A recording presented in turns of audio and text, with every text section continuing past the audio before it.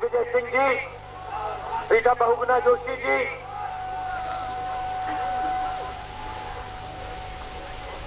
प्रमोद तिवारी जी,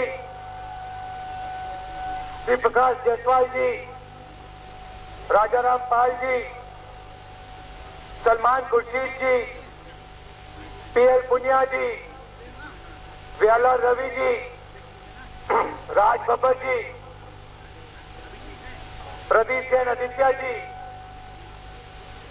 जितिन प्रसाद जी, राजीव शुक्ला जी, रशीद मसूद जी, उमेश सिंह कश्यप जी, लाला मान सिंह बंजारा जी, उषा मौर्य जी, मथुरा प्रसाद पाल जी, सतीश बिन जी, विभूति प्रसाद निषाद जी, अजय कपूर जी, संजीव दरियावादी जी, अब्दुल मन्नान जी, नेताम सचान जी, अभिजीत रंगा जी, ओम प्रकाश कटेरिया जी, देवी तिवारी जी, नंदराम सोंकर जी, नरेश कटियार जी, कांग्रेस पार्टी के हमारे सब कार्यकर्ता भाइयों और बहनों, आप सबका यहाँ बहुत बहुत स्वागत, नमस्कार।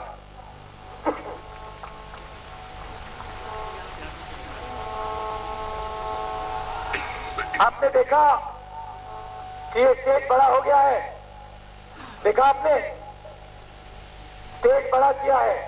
स्टेज बड़ा क्यों किया है? कि आपके जो नेता हैं इस स्टेज पे आ पाए।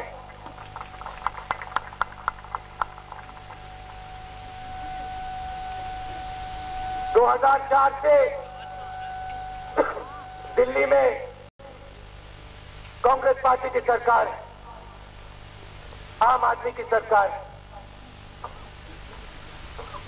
जब हम चुनाव जीते थे, हमने आपसे 10-15 वायदे नहीं किए, सिर्फ एक वायदा किया था, अगर दिल्ली में हमारी सरकार आएगी तो वो गरीबों की सरकार होगी, पिछड़ों की सरकार होगी,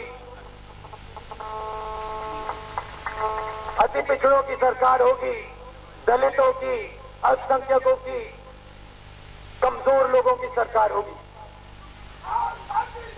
और हमारे विपक्षी दलों ने क्या कहा?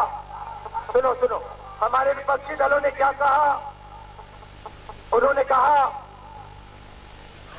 इंडिया शाइनिंग, अंग्रेजी में नारा दिया हिंदुस्तान चमक रहा है। पत्रकारों ने उनसे पूछा, भैया ये आपको नारा कहां से मिला? उनके नेता ने कहा ये नारा हमें टेलीविजन पे मिला, हम टेलीविजन देख रहे थे, एक इश्तिहार देखा, एडवर्टाइजमेंट देखा और हमें लगा एडवर्टाइजमेंट अच्छा था, हमने इसका प्रयोग किया। हिंदुस्तान को बता दिया कि हिंदुस्तान चमक रहा है। आपके घरों में नहीं आए, आपके गांव में नहीं गए, आपसे पूछा नहीं, ऊपर से कह दिया हिंदुस्तान चमक रहा है। 2004 में आपने इनको समझाया कि भैया शायद आपका हिंदुस्तान चमक रहा है, आपके घरों में हिंदुस्तान चमक रहा है, आपकी ऐसी गाड़ियों में हिंदुस्तान चमक रहा है, हमारे गांव में, हमारे घरों में बत्ती नहीं है, बल्ब नहीं है, बिजली नहीं है, पानी नहीं है, यहां हमें कोई चमक नहीं दिखाई दे रही। क्या किया आपने? 2004 में कांग्रेस पार्टी की सरकार लाए, हमने क्या किया? सबसे पहला काम मनरेगा। हमें लगा गांव तक रोजगार नहीं पहुंचता, क्यों नहीं हम रोजगार को गांव तक पहुंचाएं। शहरों में आसानी से रोजगार मिलता है, अमीर लोगों को आसानी से मिलता है। 100 दिन 120 रुपए प्रतिदिन, 12,000 रुपए, जो भी मजदूरी करना चाहता है, जो भी रोजगार चाहता है, उसको भारत की सरकार गारंटी करके देती है। अब किसी भी प्रदेश में चले जाओ जहां हमारी सरकार है, आंध्र जाओ, महाराष्ट्र जाओ, दिल्ली जाओ, हरियाणा जाओ, असम जाओ, मेघालय, मिजोरम, जहां भी हमारी सरकार है, अरुणाचल जाओ और पूछो मनरेगा का क्या फायदा होता है। छोटे से छोटे गांव में आपको बताएंगे मनरेगा से इज्जत मिली, सहारा मिला, गांव में पहली बार रोजगार पहुंचा। और आज के मुख्यमंत्री जी ने क्या कहा, मनरेगा से किसी को फायदा नहीं होता। 9 अक्टूबर 2007 ऐसे एक स्टेज से उन्होंने कहा किसी का फायदा नहीं होगा मनरेगा से। पार्लियामेंट हाउस में विपक्षी नेताओं ने कहा पैसा नहीं है, कहां से आएगा पैसा। हमने दिखाया कहां से आएगा, मनरेगा करा। उसके बाद किसानों के लिए काम किया। आप जानते हो 60,000 करोड़ रुपए कर्जा माफ किया। किसके लिए? हिंदुस्तान के किसान के लिए,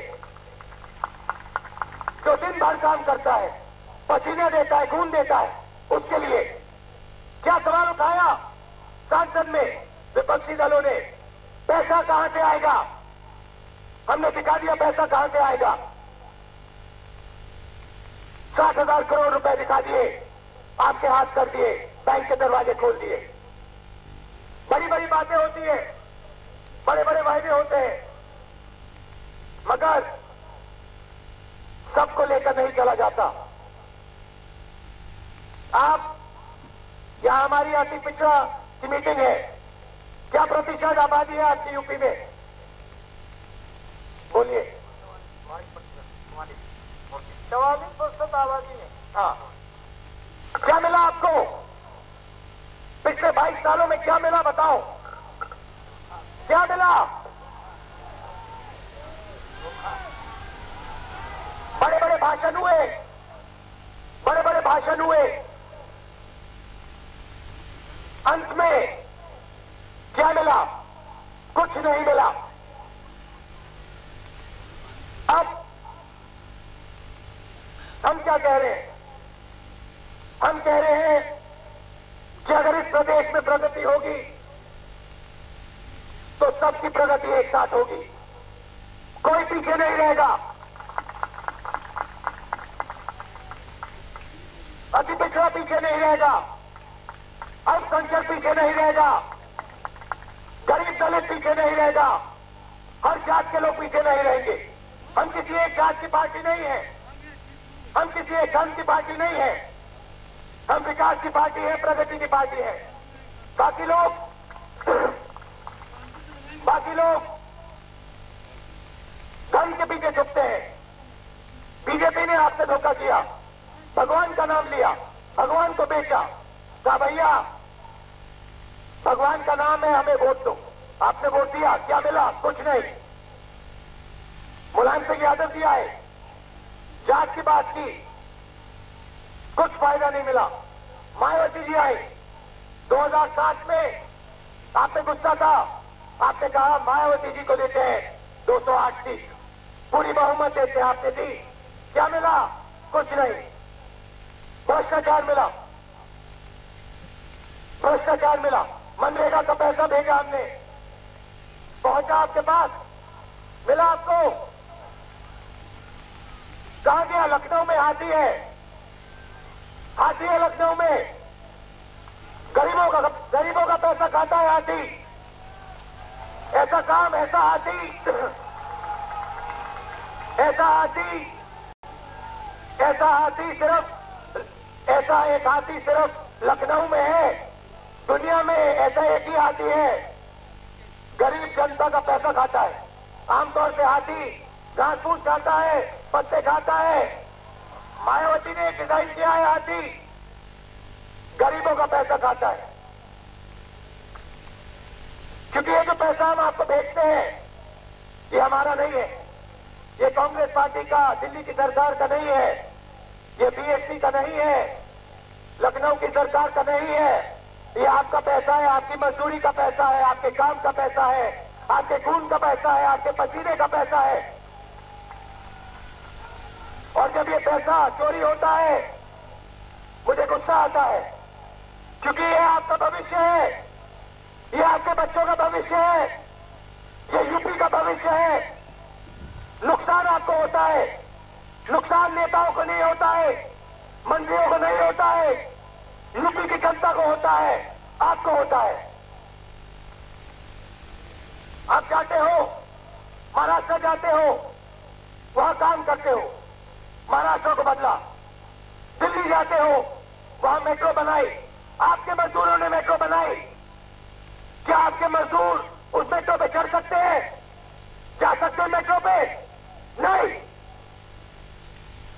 रोजगार चाहिए, यूपी के व्यक्ति को रोजगार चाहिए तो जाओ महाराष्ट्र, जाओ हरियाणा, जाओ दिल्ली, अपने परिवार को यहां छोड़ो, क्योंकि आपको यहां रोजगार का हक नहीं है। आपकी सरकार आपको रोजगार का हक नहीं देती, सड़कों का हक नहीं है आपको। 3 महीने के लिए सड़क बनती है, फिर टूट जाती है। स्वास्थ्य का हक नहीं है आपको, शिक्षा का हक नहीं है आपके बच्चों को, सिर्फ मंत्रियों को हक है। बुंदेलखंड पैकेज हमने बुंदेलखंड को दिया, 3,000 करोड़ रुपए दिए। ट्रैक्टर कहां गए? मंत्री के घर में, नसीमुद्दीन जी के बच्चों के पास। ट्रैक्टर हमने नसीमुद्दीन जी के बच्चों के लिए नहीं भेजे, आपके लिए भेजे थे। स्वास्थ्य का पैसा कहां गया? स्वास्थ्य मंत्री के पास। आजकल वो दिल्ली के चक्कर काट रहा है, भाग रहा है कि भैया हमें बचाओ, हमें बचाओ, हमने चोरी की, उत्तर प्रदेश को लूटा, मगर अब बचाओ। कोई नहीं बचाने वाला।